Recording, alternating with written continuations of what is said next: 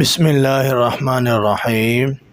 আপনাদের এমন একটি আমলের কথা আজকে সরাসরি একটি হাদিস থেকে পড়ে শোনাবো যে যে আমলটি করলে আল্লাহ তাআলা আপনার হাতের গুনাহ মাফ করবেন, আপনার চোখের গুনাহ মাফ করবেন, আপনার কানের গুনাহ মাফ করবেন, আল্লাহ তাআলা আপনার দুই পায়ের গুনাহ মাফ করে দিবেন। বন্ধুগণ, আমরা হাতের দ্বারা কত না গুনাহ করে থাকি, তাই না? এই হাত দ্বারা কত সুন্দর করে টিপ টিপ টিপ টিপ করে মোবাইল টিপি। এই হাত দ্বারা রিমোট টিপে আমরা টিভিতে অনেক ভালো জিনিসও দেখি, আবার অশ্লীল জিনিসও দেখি। এরপর এই চোখ দ্বারা আমরা কত অজানা গুনাহ করে থাকি। এই চোখ দ্বারা কত রকমের অশ্লীল ছবি আমরা দেখে গুনাহ করতে করতে এই চোখকে আমরা দূষিত করে ফেলেছি। এরপরে কান দিয়ে ইয়ারফোন লাগিয়ে গুনাহের কাজ, গুনাহের কথা, গানবাদ্য শুনতে শুনতে কানকে আমরা বয়রা করে ফেলেছি এবং আমরা গুনাহ করতে করতে আমাদের কলবকে আমরা কুলুষিত করে ফেলেছি। এই জন্য কলবের মধ্যে ভালো কথা প্রবেশ করতে চায় না, এই কান দিয়ে ভালো কথা ঢুকতে চায় না, এবং এই চোখ দিয়ে ভালো জিনিস দেখতেও মন চায় না, এই হাত দিয়ে আল্লাহ পাকের এই কালাম ছুঁইতে মন চায় না। তো আজকে আমরা এমন একটা আমলের কথা জানবো সরাসরি হাদিস থেকে, যে আমলটি করলে আল্লাহ তাআলা আমাদের এই সকল গুনাহগুলো মাফ করবেন। এরপর আল্লাহ তাআলা আপনার জীবনকে সুন্দর মণ্ডিত করবেন ইনশাআল্লাহ তাআলা বিইذنه।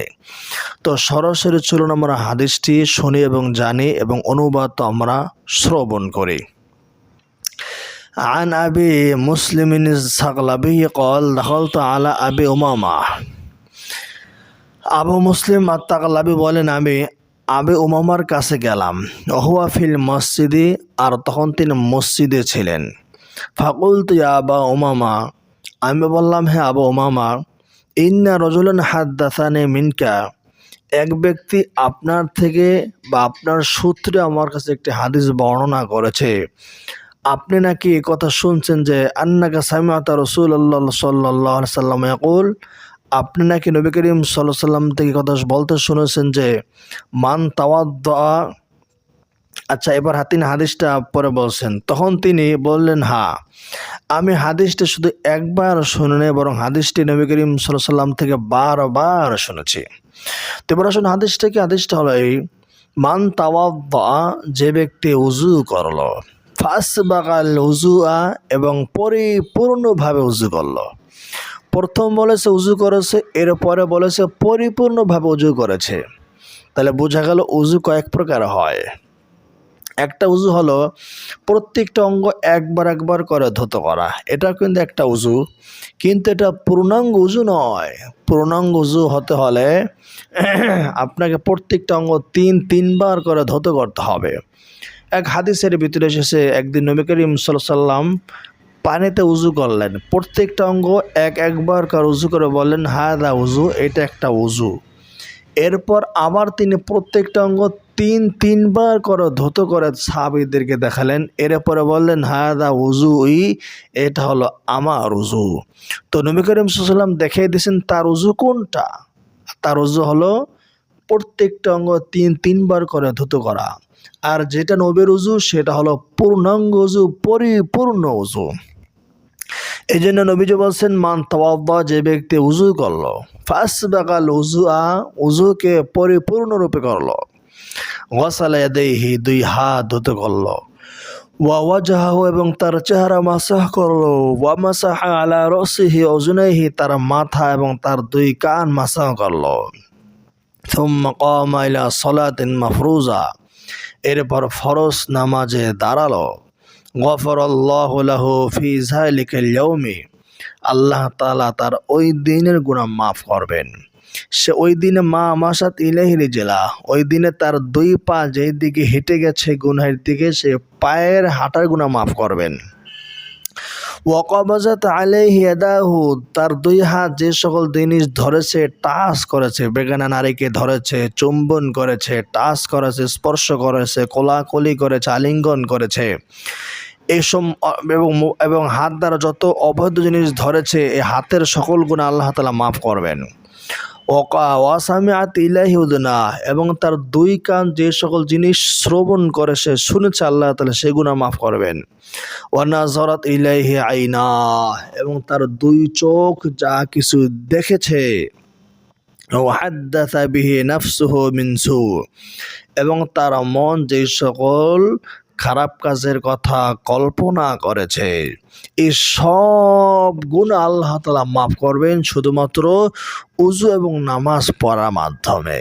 সুবহানাল্লাহি ওয়া বিহামদিহি। তাহলে আদেশ থেকে আমরা কি শিখে পেলাম? 1 নম্বরে পরিপূর্ণভাবে উযু করতে হবে, 2 নম্বরে নামাজে দাঁড়িয়ে যেতে হবে, নামাজ পড়তে হবে, ফরজ 5 ওয়াক্তের যে ফরজ নামাজ আছে সেই ফরজ নামাজ আদায় করতে হবে।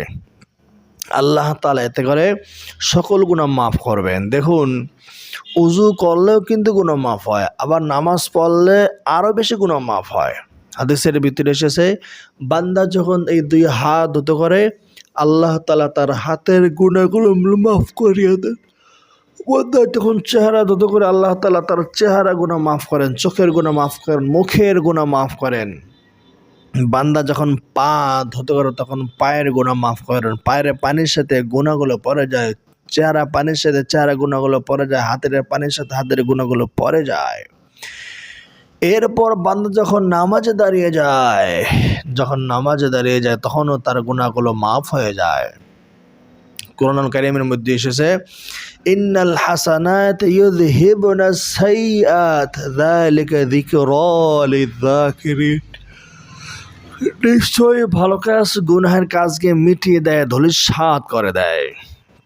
তো আপনারা যারা গুনাহ করেছেন, বা আমরা তো সবাই কম বেশি গুনাহ করি, আপনাদেরকে আমরা সবাই কম বেশি গুনাহের কাজ করি। যারা গুনাহের পরিবেশে বেশি থাকে তাদের দ্বারা গুনাহের কাজ বেশি হয়, আর যারা গুনাহের পরিবেশে কম থাকে যেমন আলেম ওলামারা, তারা বেশিরভাগ সময় মাদ্রাসা পরিবেশে থাকে, ছাত্রদেরকে নিয়ে থাকে, মসজিদের মুসল্লিদেরকে নিয়ে ভাবে, এবং দিনে কাজ করে, তাবলীগ করে, দাওয়াত দেয়, বিভিন্ন প্রোগ্রামে যায়। এই তারা ভালোবাসে কাজে নিজেকে ব্যস্ত রাখে, এই জন্য তাদের গুনাহ কম হয়। আর কিছু মানুষ আছে দেখবেন, সে থাকে এমন পরিবেশে যেখানে সবসময় গুনাহই হয়, তাহলে এই ব্যক্তির তো গুনাহ হবেই। তো যাই হোক, গুনাহ কম হোক আর বেশি হোক, এই 5 ওয়াক্ত নামাজ জামাতের সাথে আদায় করলে আল্লাহ তাআলা এই নামাজের বরকতে বান্দাদের গুনাহ মাফ করিয়ে দেন। এক হাদিসের ভিতরে এসেছে, রাসূলুল্লাহ সাল্লাল্লাহু আলাইহি ওয়াসাল্লাম বলছেন, আচ্ছা বলো তো, যদি তোমাদের বাড়ির সামনে একটি নদী থাকে, একটি নহর থাকে, বা একটি পুকুর থাকে, সেখানে কেউ যদি দৈনিক 5 বার গোসল করে তাহলে কি তার শরীরে কোনো ময়লা থাকতে পারে? সাহাবা একরাম বললেন, ইয়া রাসূলুল্লাহ, অবশ্যই না, কখনোই তার দেহে ময়লা থাকতে পারে না। নবী করিম সাল্লাল্লাহু আলাইহি ওয়াসাল্লাম তখন বললেন, ঠিক তেমনিভাবে 5 ওয়াক্ত নামাজের দৃষ্টান্ত এমনই, যে ব্যক্তি 5 ওয়াক্ত নামাজ পড়বে, ইয়ামহুল্লাহু বিহিন্নাল খাতায়া, এই 5 ওয়াক্ত নামাজের উসিলায় আল্লাহ তাআলা তাদের গুনাহগুলো মিটিয়ে দিবেন। এটি সহিহ বুখারীর বর্ণনা, মুসলিমের বর্ণনা, তিরমিজির বর্ণনা, নাসাই ইবনে মাজাহ আর অসংখ্য অগণিত হাদিসের কিতাবে এই হাদিসটা বর্ণিত হয়েছে।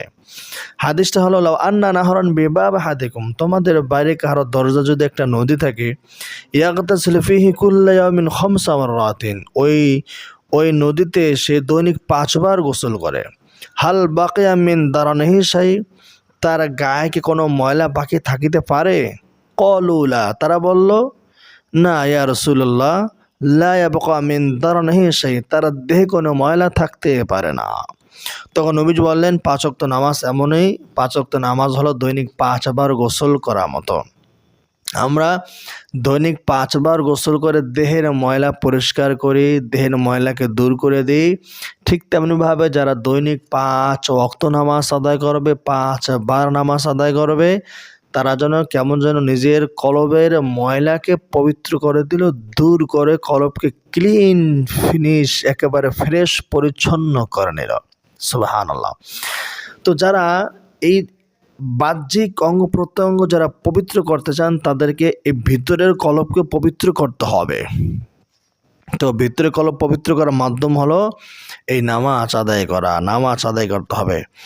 নামাজের শেষে আমরা দোয়া পড়ি, দোয়া মাসুরা যেটাকে বলে, এই দোয়া মাসুরা এমন একটি দোয়া, এই দোয়া মাসুরা কেউ যদি পড়ার মতো পড়তে পারে, আল্লাহ তাআলা তার গোটা জিন্দেগির প্রত্যেকটা কবিরা গুনাহ অবশ্যই মাফ করবেন। দোয়া মাসুরাকে বলা হয়েছে আল্লাহুম্মা ইন্নী যালামতু নাফসি যুলমান কাসীরা। হে আল্লাহ, আমি নিজের উপর অনেক অনেক সীমাহীন জুলুম করেছি। ওয়ালা ইয়াগফিরুয যুনুবা, এই গুনাহ কেউ মাফ করতে পারবে না, ইল্লা আনতা, আল্লাহ কেবলমাত্র তুমিই পারবে। আমি আমার ওস্তাদ মুহতারাম আমার মুখে শুনেছি, বান্দা যখন বলে ওয়ালা ইয়াগফিরুয যুনুবা ইল্লা আনতা, আমার গুনাহ কেউ ক্ষমা করতে পারবে না, ইল্লা আনতা, তুমি কেবল পারবে। যখন বান্দা বলে ইল্লা আনতা, তুমি আমার গুনাহ মাফ করতে পারবে, আল্লাহ তাআলা তখন তার জীবনের সকল গুনাহ মাফ করে দেয়। ফাগফিরলি মাগফিরাতাম মিন ইনদিক, সুতরাং আপনি আমাকে ক্ষমা করে দেন, মাফ করিয়ে দেন। এটা হলো একটি তওবার দোয়া। যখন কোনো বান্দা নামাজের শেষে এই দোয়াটি তওবার নিয়তে পড়বে, আল্লাহ তাআলা তার প্রত্যেকটা গুনাহ ক্ষমা করবেন, মাফ করবেন ইনশাআল্লাহ তাআলা বিইذনিহি। আরেকটা হাদিস আছে না যে নবী করিম সাল্লাল্লাহু আলাইহি ওয়াসাল্লাম বলেছেন আসমাউদ দুআ ফি দুবুরি কুল্লি সালাতিন মাকতুবা, মানুষের দোয়া দ্রুত কবুল হয় 5 ওয়াক্ত ফরজ নামাজের পর। ফরজ নামাজের পর দোয়া করলে আল্লাহ তাআলা সে দোয়া দ্রুত কবুল করেন, মঞ্জুর করেন। এখন ফরজ নামাজের পরে, এই পরের সময়টা কোনটা? কোন ওলামায়ে কেরাম বলছেন ফরজ নামাজের পরে হলো সালামের পূর্বে, আর কেউ বলছেন সালামের পরের সময়টা। তো যাই হোক, যে যাই বলুক না কেন, আমরা নামাজ সালামের আগে দোয়া মাসুরা পড়ব এবং সালামের পরও আমরা দোয়া পড়ব। সালামের পর অনেক দোয়া বর্ণিত হয়েছে। নবী করিম সাল্লাল্লাহু আলাইহি সাল্লাম বলেন যে তোমরা সালামের পরে আল্লাহুম্মা আইন্নি আলা যিকরিকা ওয়া শুকরিকা ওয়া হুসনি ইবাদাতিকা, এই দোয়াটি পড়বে। আবার বলছেন যে আল্লাহুম্মা ইন্নাকা আনতাস সালাম ওয়া মিনকাস সালাম তাবারাকতা ওয়া তাআলাইতা ইয়া যাল জালালি ওয়াল ইকরাম। এরকম আরও বিভিন্ন দোয়া বর্ণিত হয়েছে। তো ওই দোয়াগুলো আপনারা শিখে জানবেন এবং আমল করবেন। তো আজকের আমার মূল বিষয় হলো যে 5 ওয়াক্ত নামাজ পড়লে আল্লাহ তাআলা যে গুনাহ মাফ করেন, সেই বিষয়টা আপনাদেরকে সামনে ফুটিয়ে তোলা। এখন শেষে একটা গুরুত্বপূর্ণ দামি কথা বলি, 5 ওয়াক্ত নামাজ পড়লেই কিন্তু সকল গুনাহ থেকে মুক্তি পাবেন না।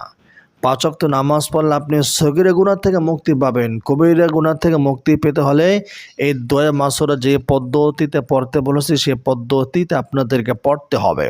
তাহলে আল্লাহ তাআলা আপনাদের কবিরা গুনাহ মাফ করবেন ইনশাআল্লাহ তাআলা বিইذনিহি।